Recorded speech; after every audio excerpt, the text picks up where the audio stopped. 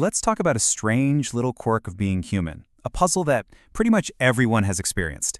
Why does it sometimes feel so incredibly awkward to get a compliment? You know exactly what I'm talking about, right? Someone says something genuinely nice about your work, maybe your outfit, whatever, and instead of feeling great, you just feel weird.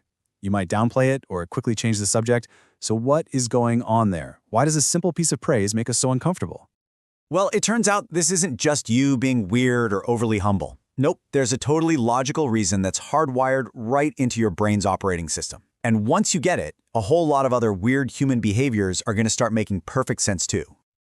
Okay, so here's the deal. Your brain's #1 job isn't actually to make you happy or successful. Its primary goal, above all else, is to keep you safe and comfortable. And that includes avoiding mental discomfort. And that leads us to this super important idea, cognitive dissonance. You can think of it like mental static. It's that internal friction you feel when some new piece of information just doesn't line up with what you already believe to be true. So if you have this deep down belief that you're, just okay at your job, and then your boss gives you this glowing praise, well, that new data clashes with your internal story. So let's just walk through the process. Step 1, you get the compliment. Step 2, it bumps right up against your self-image and it just doesn't fit. Step 3, that conflict creates cognitive dissonance, that uncomfortable mental static. So, step 4, to get rid of that discomfort as fast as possible, your brain's easiest option is to just reject the praise. It's basically a self-defense mechanism to get back to feeling normal. Now, this is where things get really, really interesting. Because this exact same brain mechanism, this powerful, instinctual drive to avoid mental discomfort, is the very same engine that drives another super common behavior, procrastination.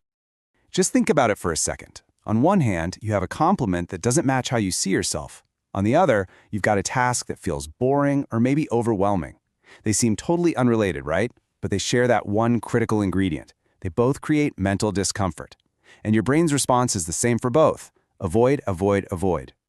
And this right here is such a powerful way to reframe things. We're always told that procrastinating is a character flaw, that it just means we're lazy.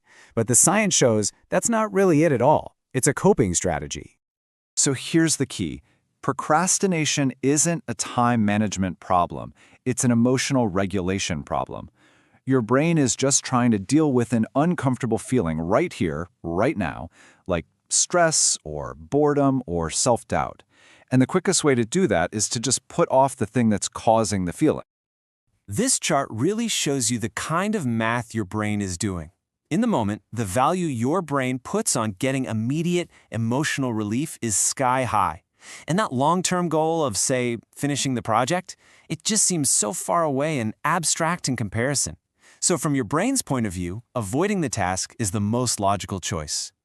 And this powerful drive for what we could call cognitive comfort goes even deeper.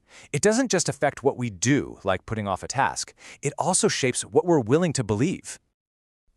Let's be honest, uncertainty feels uncomfortable. It takes real mental effort to hold two competing ideas in your head, or to just admit you don't know something. Certainty, though, that feels easy. It feels safe. And because of that, our brains are heavily biased toward information that's delivered with total certainty. And this is such a critical distinction to get in our world today. Confidence feels like competence.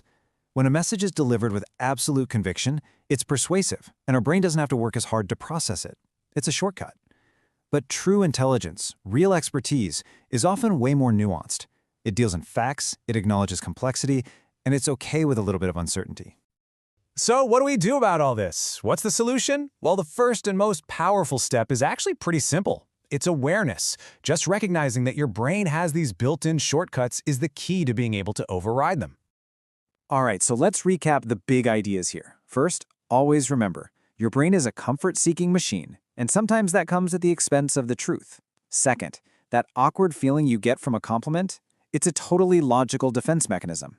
Third, when you find yourself procrastinating, ask, what feeling am I avoiding? Not just what task am I avoiding? And finally, learn to question confidence in other people and even in yourself, and always look for the actual evidence. And that's really the thought I want to leave you with.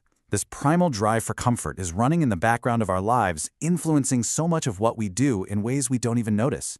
So What other decisions, beliefs, or habits in your life might be driven by your brain's quiet little search for comfort, rather than what's actually best for you?